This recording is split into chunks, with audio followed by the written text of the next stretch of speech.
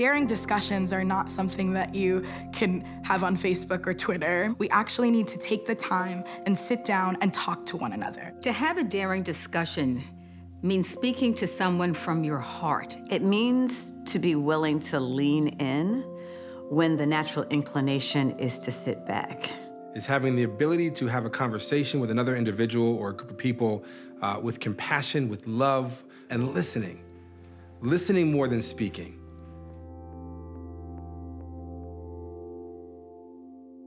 Ground yourself in love. Grounding yourself in love means having positive intent and optimism and hope. It's about not just having our stories heard, but also being willing to be an active listener. Suspend your first judgment. Suspending your first judgment means taking the time to get to know someone. Actually hearing and listening. Put aside what you immediately thought and try and think from another perspective.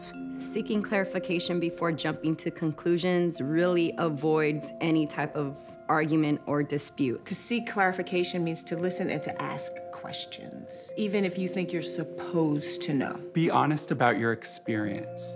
It's important when you're having a daring discussion to be honest about your experience and not hide any part of your experience in hopes that the other person or the other individuals you're speaking to get to hear all of you. You have to be willing to be as vulnerable as the person that you're having a conversation with.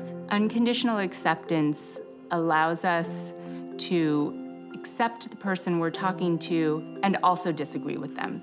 First of all, that sounds hard, but the idea of unconditional acceptance is a beautiful goal. It means actually looking at someone as a total human being, saying, this is a person with multitudes, and I accept that person. Reflective and intuitive listening means being open to changing your viewpoint. That's really the very simple, but very difficult answer to a lot of this, is to listen.